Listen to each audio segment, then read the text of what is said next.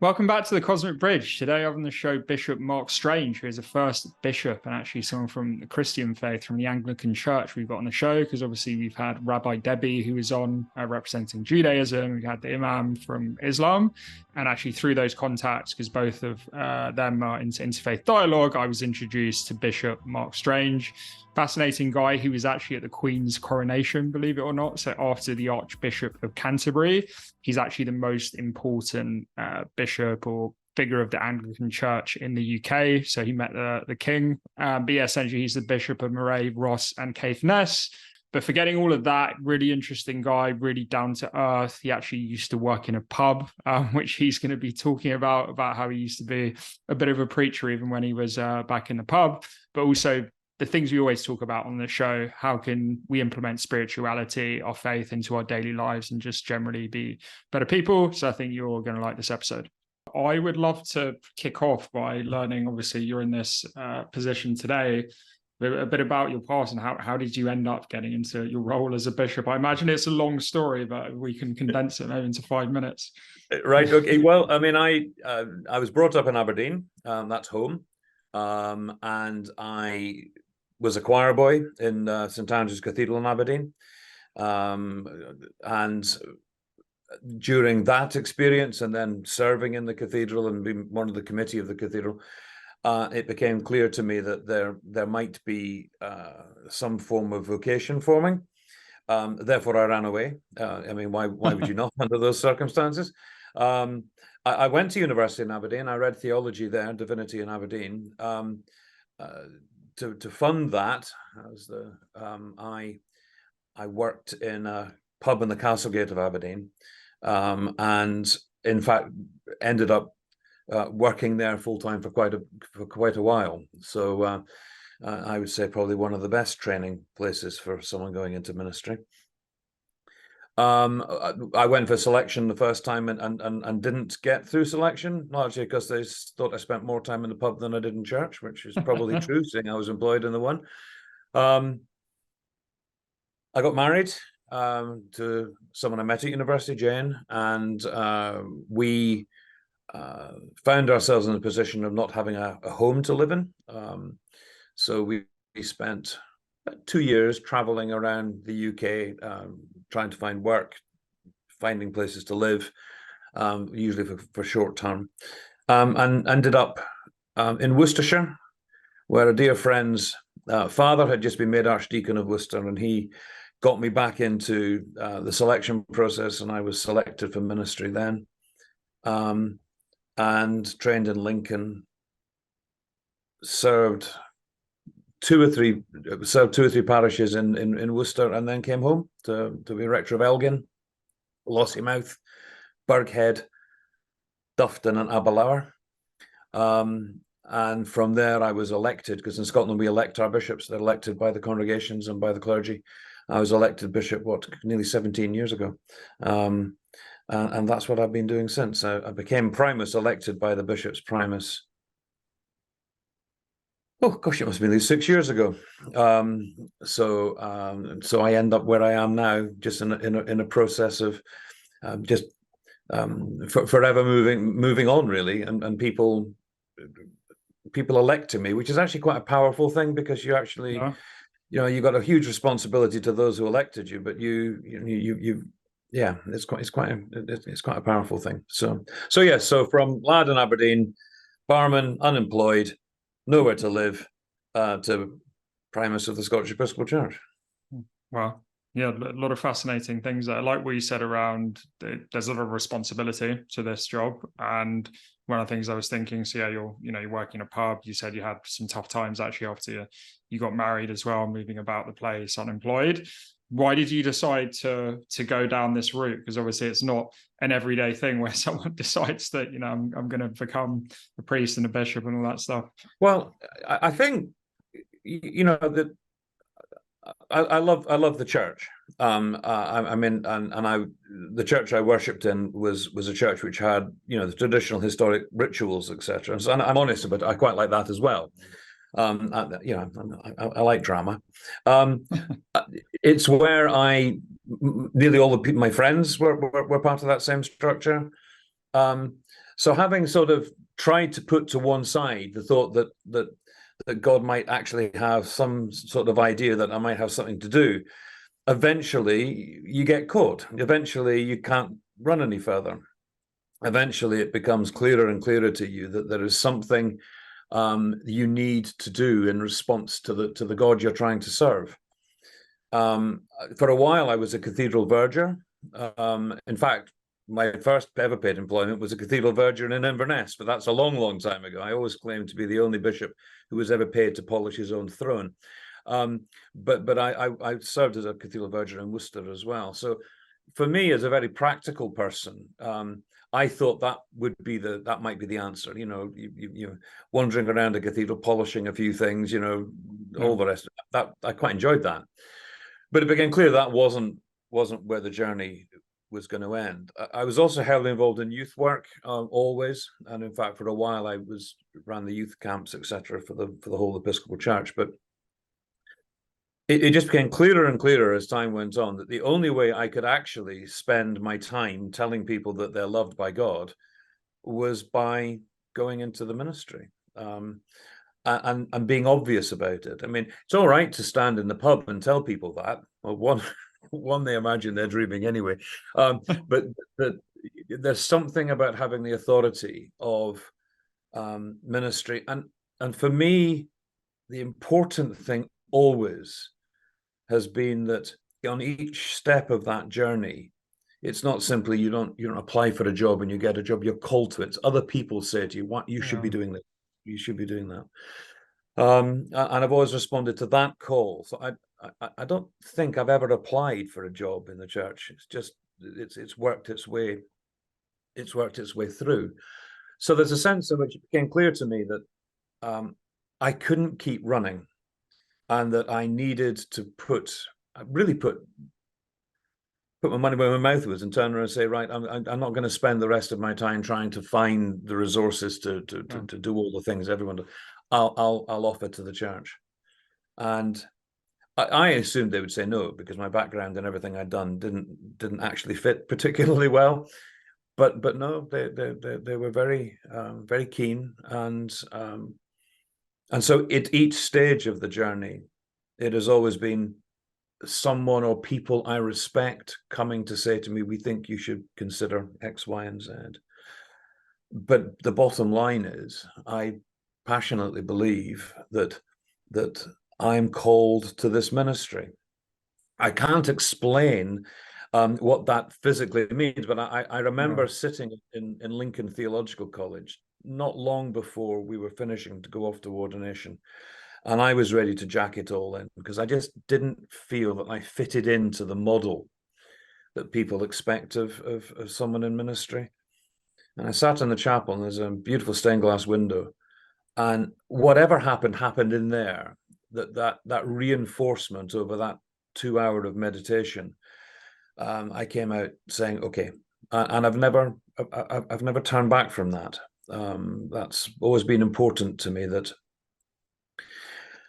I wasn't an easy catch. I spent a lot of time trying to find other ways of responding to God, but it became clear that this was probably it. And with the bishop bit, it was enough people in the diocese. I mean, I was really quite young at the time. I was only 46, which for in the average age of people going in to be bishops. But it was people I really respected who were saying to me, "You need to put your name forward." Or they're going to put my name forward, because I can't do that.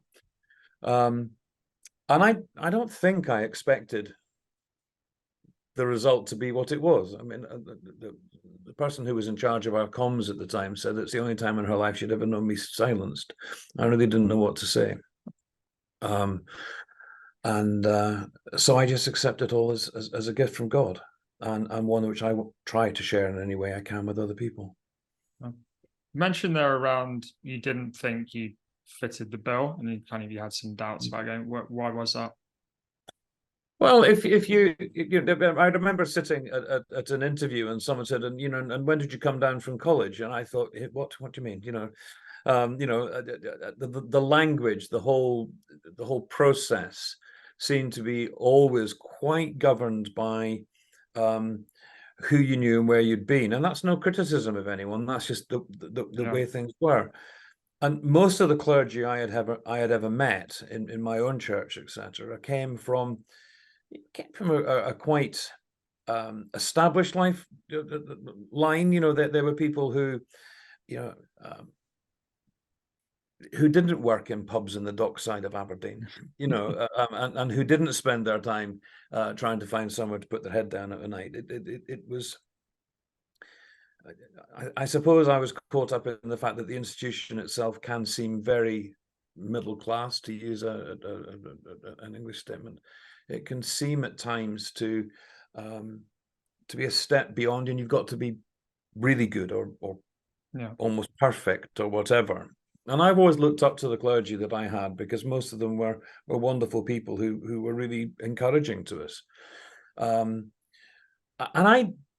well, I mean, I would want to say that if you don't feel at any point in the process heading towards ordination or whatever that is in other faiths, then, well, I mean, I would say the Garden of Gethsemane is a point where Jesus was going, oh, yeah, hang on a minute, you know, that I'm not, I don't want to do this, but I'll do what you're asking me to do. So I don't think it's odd. I find it more odd if people just said, "Oh, at the age of 18, I'm called to priest," and just sailed through without ever having the moment to think, "Gosh." Most mornings I wake up and think, "Why me?" You know, what? How can I do what I'm doing today? You know, so I think doubt and anxiety about your worthiness is actually an inbuilt part of the process. And time and again, what is then revealed to me is, you know, oh, stop worrying about it and get up and get on with it. Yeah. You brought up an interesting point there that's come up before on the podcast. It'd be interesting to get your perspective on this around free will, because as you said, it was almost like you felt this was a calling. You had various people telling you to do it. But I think sometimes there's that philosophical challenge of, even if you're someone who's has very strong faith in God, in a way I've seen that sometimes almost lead to nihilism, where it's like everything's controlled by God anyway, so what's the point? So how do you find that balance, and not just for you but for your congregation, of free will versus this, you know, higher power?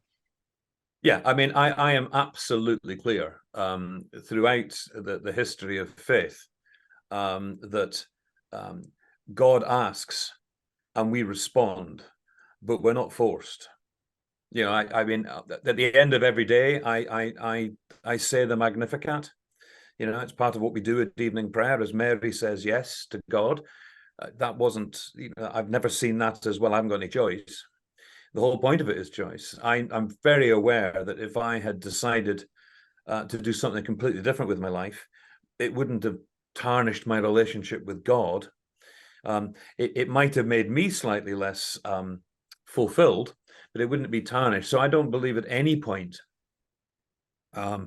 God is controlling my life.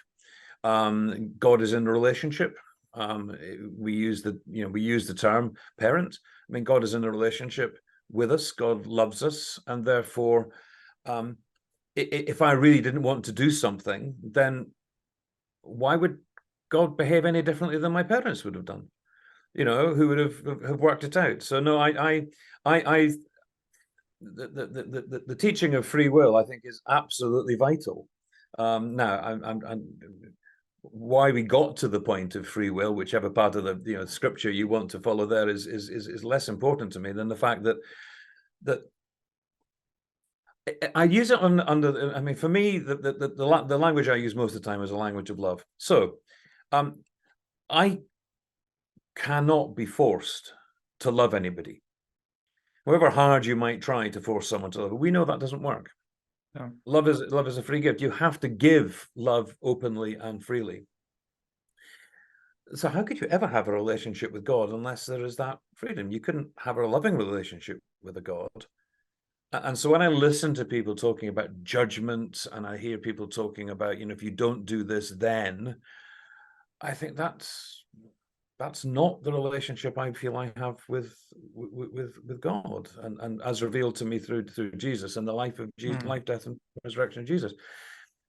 my life is to speak to people of the love that I have for God and that God has for me and for them. But that can only be revealed if I'm free to say, actually, I don't want to do that today. Yeah. So, yeah, free will is fundamental. And I see it as a gift. I don't see it as something to be nicked. I see it as a gift. Yeah. It's a gift in our relationship. And it's the most powerful gift, because it allows me then to experience love and to share love, rather than being regimented in what I need to do or not need to do. Yeah, and I think your point actually brings me on to another point I want to talk about around you can't control people to love someone else, another human, or as you said, love God as well. And one of the things I wanted to bring up is there's I think at the moment there's less like young people going to church than ever before. A lot of statistics around this, and I think there's two sides of the question I wanted to ask. Why do you think this is happening on one side? And secondly, how do you think we can bring young people back to God? And I know you're obviously into faith dialogue, so not just necessarily in Christianity, but any type of faith, I guess, less atheism in general. Yeah. I rarely encounter people who do not wish to talk to me about their faith or lack of faith. And what I'm wearing today is what I wear most of the time, except on my day off. So I will be seen either in this or in my my fancy frock or whatever. So I try and make myself very visible, and that means that people have the choice to come and speak to me or not. Again, it's their free will to do that. It's very rarely do people not have an interest in having that conversation. I mean, a lot of young people who don't like the church, and I can understand that. There are things which are said, arguments between both within the Christian community, but also across the interfaith communities, where we all seem to be talking about a loving God, but we reveal that differently. And above all, we're not always particularly loving to each other, or historically we haven't. I was at a service on Sunday evening in a beautiful part of Strathnairn, and it was a lovely service. And I was just reflecting as we sang very well-known traditional hymns. Is that the trigger? Is it because what we do is too boring? And I thought, well, actually, we're not here to entertain.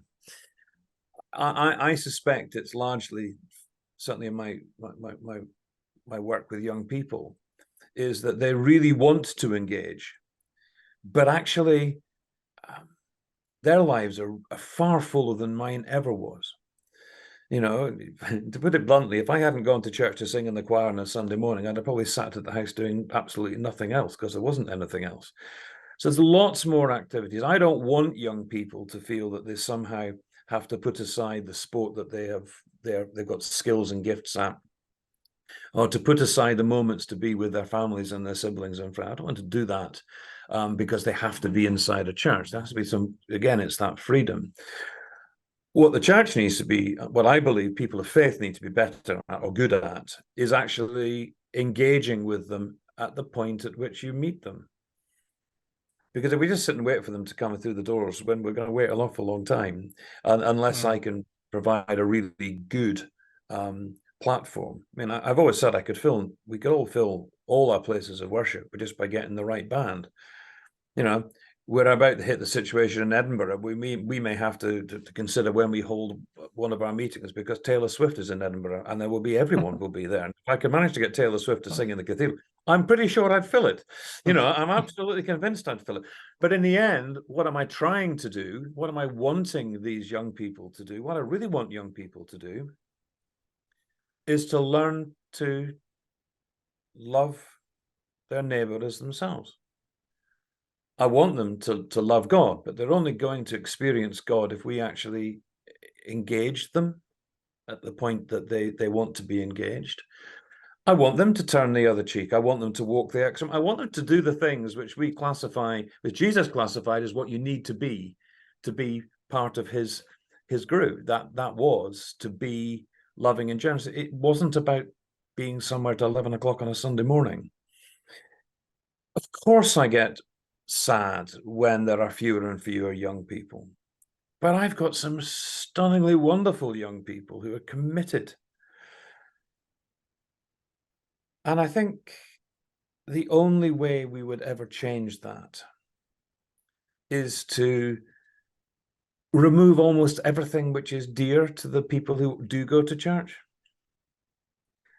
So you get young people who come into the ritual and the wonderment of some of our worship, and they're really, like I was, they're just sucked into that, and it's just wonderful, and they want to be sucked into that.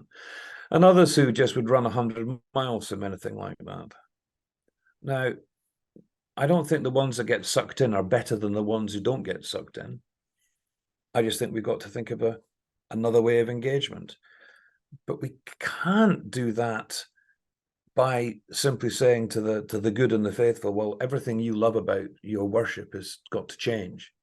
Yeah. And I see that happening in some places, that the drive to get people overwhelms the reason that there are people already there.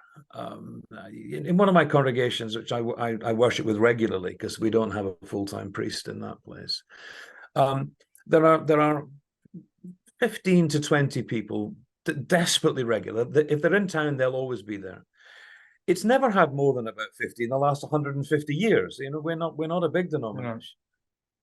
And if I suddenly said everything that you hold dear about coming to church to be part of the company of God, I'm going to throw out, because actually we need other people, then that would be harsh and cruel, and I don't think a particularly faithful thing to do. What I would love to do in that congregation is find another moment where we could do something different, and that's what we're working on. Statistics tell us that the church is going to disappear. Well, I believe that I work for God, not for the church. And if things have to change radically, if our relationships within both Christianity and in interfaith require us to be more open and gentle, whatever it requires, it is not ours, it's God's. And my task is to be faithful and to try and encourage people, to talk about love and God to people, but not to spend my life worrying that there's 3 people less this week than there were the week before. I will always go and try and find out where those 3 people are, you know, not because I want to go and chase them up, just because if someone doesn't come, then you want to know why that member of the family is absent. Yeah. But it's not, I don't see a world full of people who don't want to speak on spiritual matters. Yeah. I see a world of people who might want to find different ways of doing that, or have experienced it differently, and maybe what we offer Sunday by Sunday is not what they're seeking. Yeah. And we will find ways forward, but we'll find ways forward by being faithful to God, not by following the latest fad. Yeah, there, for sure. Yeah, I think this comes into a lot of the theme of the podcast around the cosmic bridge and practical spirituality and living it in day to day. And I actually wanted to come back to something you said earlier, which I thought was interesting, that you wanted to spread the message that you're loved by God. And you thought, the best way to do that is what you're doing now. But before that, you were even having some of those conversations when you worked in the pub. So I was wondering, what kind of conversations were you having in the pub with some of your clients? Well, I mean, I can say that, you may not be aware of this, that actually the Diocese of Moray, Ross and Caithness owns a pub. Okay. The Craskin on the road up to, there's a bit of advertising here, the Craskin on the road up to from Lairg to Tongue was gifted to the church through me from the previous owners. And some people said, now of course you're just going to turn it into a retreat centre. And I said, no, I'm not. I'm going to keep it open as a pub, because it's the only inn for 12 miles. There's nothing else. So we have a small chapel there. We worship there. It has 5 rooms. People come and stay as in an ordinary hotel. It's in a beautiful, wild part of the country, and I go whenever I can and share the communion service with whoever wishes to come to that, and then has a meal. Nobody, very rarely do I find anyone who is staying, doesn't actually want to have a conversation because they've got me there. And the conversations are exactly the same as the conversations I had when I was a layman working behind the bar. Why do you believe in God? Why do you believe in a God when horrible things happen? Why do you believe in a God that doesn't make everything perfect? I now get comments when, why do you wear funny shirts? Why do you wear a cross shirt? You know, those kind. When I was younger, why are you in here and not chasing the girls? Well, actually, largely because the girls came into the pub. That was fine. But there's a sense in which the questions are always the same. And that's why I think there's a point in church where, and in all faiths, in fact, that you have the teachers, you have the people who are called aside to do the rituals of the church, you know, the priests called to the sacraments. But actually, it's the task of all people of faith to answer the questions and to be in the position to answer the questions. So in the pub in Aberdeen, because I had been a choir boy and then, you know, that's the area I lived in and people knew that I was a member of the church down the road, then it was never an issue that they knew and they wanted to ask questions. Now, I'm not stupid. I mean, there are people who ask questions because they want to take the rise. There are people who will laugh at me in the street. People will spit at me in the street. I mean, that's because people are upset, hurt, anxious, don't like showing off to their friends, whatever it is. But there's usually a reaction. And most people, when they're propping up a bar with a pint of good beer, or in our case, an excellent malt, there's a mellowness, there's a desire to talk. That's what these places were for. They weren't so they were so loud you couldn't hear yourself think. They were actually places to talk. And you know, to suddenly is watching people's faces, because the place I robe up to put my vestments on in the bar is behind the bar because it's the only space. So when a new guest turns up and there's a bishop standing there with the full clobber on behind him, that causes a bit of a stir, but that causes conversation.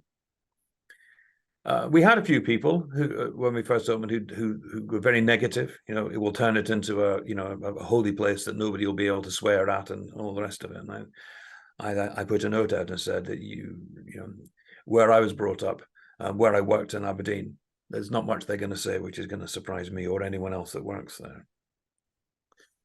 I think people, that's what you're doing, it's what you do with the podcast. People want to talk about things which affect them. People don't want to talk about their spirituality and their faith with their mates at the football pitch because that you don't do that. No. Where do you do that? You do that when you see somebody who is prepared to admit that they are a person of faith. And the person of faith has to accept that if they put themselves in that position, they may have a good conversation, or they may be laughed at, or in certain parts of the world, sadly, they may be injured or killed. Yeah. But we're never going to get anywhere if the holy people go behind a big wall and ignore everyone else. You'll only get somewhere in communicating God's love in a world which desperately needs something about, you know, God's creation, God's beauty, and all the rest of it. If you're actually prepared to be in that world. Yeah, for sure.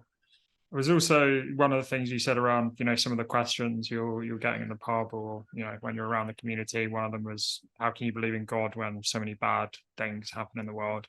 And I was wondering, as you've gone through your journey in life, maybe when you were younger, is that ever a question like you've battled with yourself personally as well?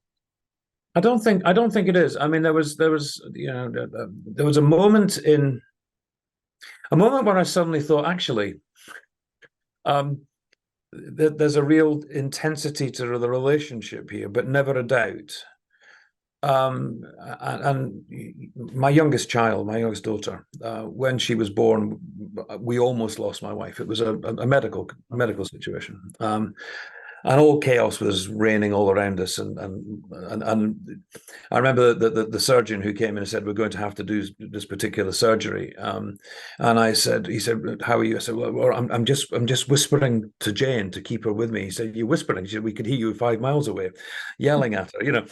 And I remember I was given Mara, this my youngest child, and I didn't know what was going on, and a really loving, concerned person came into the room and sat down, knelt down beside me and took my hand. I didn't have my collar on or anything, and said, "Are you all right?" I said, "No." And well, she's, I believe in God. Can I talk? And I said, "Oh, I believe in God. I'm just not very happy with God at the moment." I had, so there was no doubt. And I said, really, what I want to know is my wife all right? And actually she was, and that was fine. But even at that darkest moment, I wasn't disbelieving. I just was having an argument. I was having a real Barney, in the same way I would have done with my father or my mother, having a real argument as to why was this happening to me? Because I'm actually quite a nice person and I do what you asked me to do. So I haven't know. But when I thought back afterwards, I never doubted. I just wasn't very happy that day. Now, of course, in the end, surgeons' skills, doctors' preparations, kind and considerate people, everything worked. Everything was fine. Some things that had to change in our lives, etc., and we worked out how to do that. And that's easy for me then to say, because I'll go down to Edinburgh in a couple of weeks' time and I'll be in the company of my daughter, and there are people whose lives are completely destroyed. We've experienced that through the COVID outbreak. I think because I don't believe in a God that points a finger and sends a lightning strike when I've done something wrong, it's also a God I don't expect to do that. No. If there's to be a miracle is a miracle. A miracle is you thank you, God, for that miracle.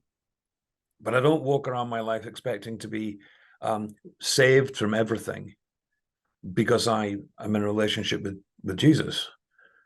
I believe that my trajectory is towards eternal life because I'm in a relationship with Jesus. And I want other people to experience the joy that brings. But I've never seen God as a God that stands on a hillside and throws things around and makes demands. And therefore, if I'm truly speaking about love, as we said at the beginning, that has to be, there's a freedom to that.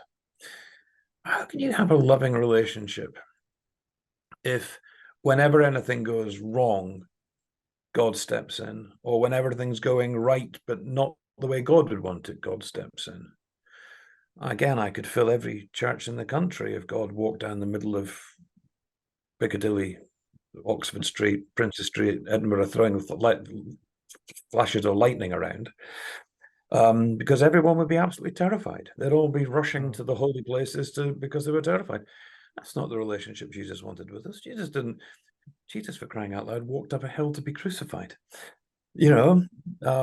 So I know why people project this onto God. Well, why? Because God is that something which you can blame. Yeah. And I think that's perfectly natural. And I'm forever surrounded by people who are trying to blame God. And that's fine. I think God's big enough to cope with that. And if in some way that helps, if that actually enables people to feel that they've got some control over a situation which is uncontrollable in their lives, then that's fine as well. Yeah. I will always, what I will never do is when someone says that to me, say, oh, well. I'll always have the argument and the conversation. And sometimes I might get somewhere and sometimes I don't. And some people's pain is so great that by the time that you've worked that through, you're in so much pain that I'm back to being angry with God for allowing that to happen. Yeah. Even though that sounds irrational, even to me. Yeah, no, I get it. I was thinking when you were talking about the birth of your daughter, obviously Jesus's moment on the cross and that moment of doubt where he was most human, saying, "Oh God, why have you forsaken me?" And that was kind of your moment of feeling like that as well. Yeah. Yeah. So I actually wanted to take a step back. You mentioned something earlier, and I was reading about this in your biography before, around after you first got married and you were having a tough time. You were, between homes and jobs, and often it's the stereotype, right? That often in our moments of darkness is often when we find God the most, and even people that aren't religious in certain situations, they start praying. So I was wondering if you had that experience as well in some of those tough moments. I think there are two things I think that happened in those tough moments. I mean, there's the fact that my upbringing in the church, my position within the church, my understanding of the church is that I would always attend church regularly and to receive communion, because that's partly what I was taught, and partly because I think that brings me close in the sacrament. So no matter how difficult things were, we would try and find a holy place, and I use that term deliberately because it wasn't necessarily always be a church. I mean, it could be a holy site. It could just be a place that, I mean, I live in the Highlands of Scotland. You can't move for places that have moved people, you know. And there's always a wonderful memory for me is sitting on the side of a hill in Banffshire, and Heather Hills opposite me, feeling pretty low. And I saw the wind and the clouds blowing over the heather, and the changing shapes, and the, you know, and there's that passage in scripture, you don't know where the wind comes and where the wind goes. And I was thinking, here's me worrying about tomorrow when actually this is beauty. He is here in front of me. Now, for me, that is now a holy place. Now, for everyone else, it's the side of a hill, but for me, that's a holy place.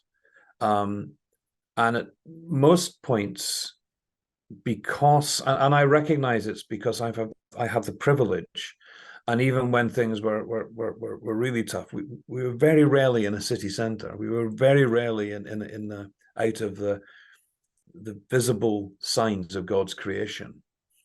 And even I still struggle. I love going to London. I spend time in Edinburgh, but I couldn't live there.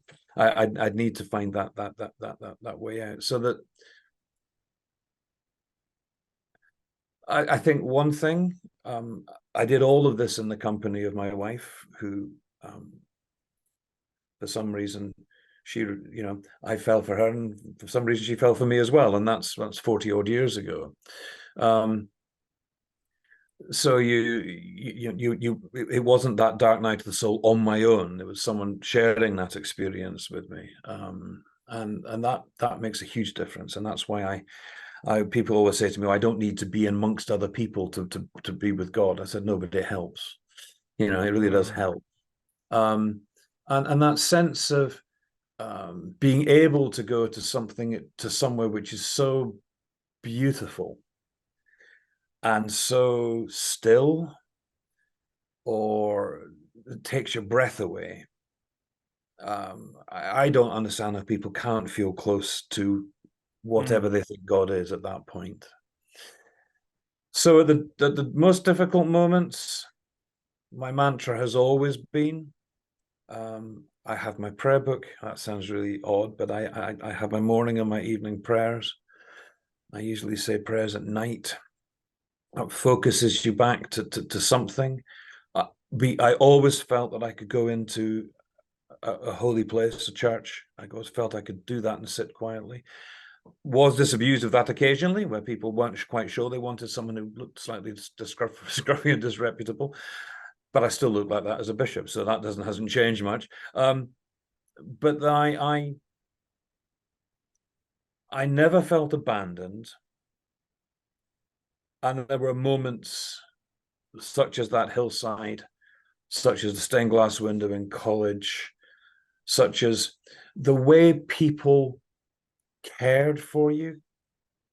You know, so often the light comes from the way that somebody else has just offered you a cup of tea, or somebody else has sat down and listened to you, or somebody else has just done something to help. That always brings light. That always brings light. And my greatest fear for our society, of any faith or none, is a society which turns in on itself. And I think the biggest shock of the lockdown, necessary as it may have been, and all the rest of it, the biggest shock was how easy it was to become inward looking. You know, Me on the lane here, picking my brambles and not having to go and do.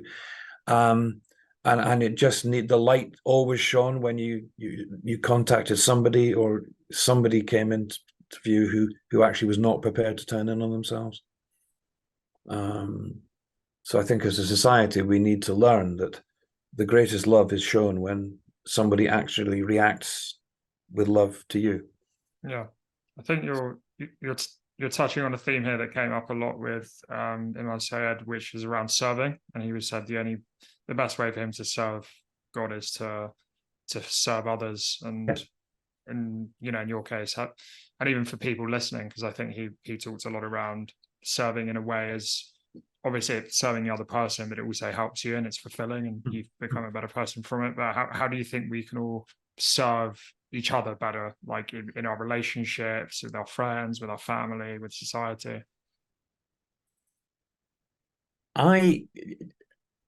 What I missed most in the lockdown period, and above where I'm sitting now, there's a tiny little roof space, and I was leading worship from there. And on the first Sunday that we went into lockdown, I had no idea what I was expected to do. I had a piece of blue tack holding my mobile phone at the right angles at the end of the altar up there, and I took the communion service, and I thought that I won't survive this. This is going to drown me. And I got back in the following week. I got back message after message after message from people saying thank you, because you looked into the camera, you looked at us.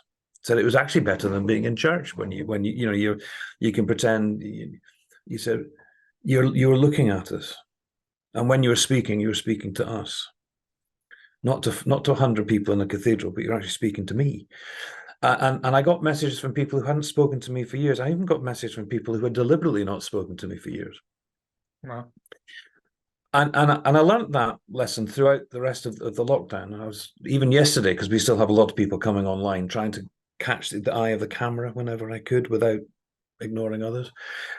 So how do we best serve? We best serve when we take people seriously. You can volunteer for all the organizations under the sun, but if you're doing it simply because you think you ought to volunteer or you want to fill a couple of hours, but it's when that person is the one who will sit down with you and will look you in the eye and genuinely say, what can I do to help? Genuinely concerned about what is going on. Genuinely engaging. Now, I know some people find that really difficult because the makeup of their own lives, their own personalities, the shyness, all of that. But the shyest person can often be the one that gives you the greatest gift, because when they actually genuinely turn to you, you know what effort that's causing. So it's the sense of being really present for the person that you're with. Really, and so if you're taking out a food parcel and you just drop the parcel on the doorstep, ring the bell, and as you're walking away, you wave. I always say to anyone who's delivering a leaflet from the church, you don't use a letterbox. You ring the doorbell, and when they come to the door, you say, "This is, oh, thank you, because I haven't seen anyone, an elderly person for 2 or 3 days." What brings you life? What brings me life is at the end of a day, I sit there and say, well, that was good. It was lovely meeting so-and-so. Lovely saying such and such. And it was good to be out in the world. It's when we become more concerned about our well-being and what we need that we begin to disengage. And that's dangerous for the world. We only have to look at what's happening in warfare. It's when people are not in relationship with each other. Yeah. Sorry. Yeah. Sorry, I was going to say, like we said around the post box thing around, you can just put it through the door, but maybe actually ring on the bell and you'll have a conversation with someone, right? Last question I wanted to ask, because I think you bring up an interesting point here around serving others, and sometimes we're thinking too much about what we want. But then on the other side of the coin is, if our cup is empty, sometimes we're not able to serve others. So how do you find that balance of, looking after yourself, making sure your own mental, spiritual well-being is okay, and also serving others? An ongoing battle. One of the things I say to people when they're in church, quite often say it from the pulpit or in notices or whatever, and particularly when the question comes, why are you here? Because in an average congregation, there's going to be a number of people who are there because they're filled with joy. It's been a lovely morning. The sun came up. We'll go to church this morning. We'll sing a few hymns we like. We'll receive our communion, and we'll have a cup of coffee with our friends. And then there'll be another group of people who turned up because they've just lost someone they love. They turn up because something's going wrong in their life. They turn up because they're desperate and they've got nowhere else to go. And what happens in the congregation is that those who are full of joy, that joy sometimes permeates across the pew or the seat to seats to someone else. For me, I get my spiritual well-being. This sounds really dull for a bishop to say, by being in church. I can plod my way up the road. At the moment, I've got a problem with one of my feet. I can plod my way in, get me in there, and get the music going, get the color going, get the people in, and I sparkle. But that's exhausting. And I know that's exhausting for others as well. And being in my company can sometimes be exhausting for people. I know all that. So there's a sense in which I have to have a balance. So, my diary is packed, but I always say to Louise when she's sorting out the diary, there needs to be space in there. There needs to be space in there for me to be away from people for their benefit and for mine. There needs to be space where I can sit. I love my garden. I can sit in the garden and I can contemplate the beauty of what God has created around me. And I can think about the people who are on my prayer list or the situations in the world in a slower and more meditative and contemplative way. And without slowing down my life at times, I'm absolutely no use to anyone else. So it's not just what that means for others, it's what I can give. And it worries me, and I find myself doing it, that to justify your existence, you have to be busy. I think one of the greatest spiritual gifts that we can teach is actually you need to be silent and still. You need to find space. If I couldn't have a couple of days off around in the far north of the diocese with Jane and sometimes with the kids coming up and just be, then I'd turn up to church and I'd be empty and I'd be dry and I'd be really dull. So you need to find the opportunity to be in the company of God, if you believe in God, or in the company of yourself or whatever, so that you can then go back into the noise and the chaos. I've watched too many clergy burn out because they believe that the way to justify their stipend or to the congregation is that they're really busy. I think what we should be teaching people is that actually there's a huge value in not being busy, in actually having space and time to enjoy the world we have around us. It's really interesting what you're talking about there, because we've had more like entrepreneur business people on the show who also have a spiritual background or faith, and a lot of what you're saying related to the clergy, it's the same thing, making time not to burn out. So it's interesting to hear it from your perspective. Yeah. We are talking of space and time.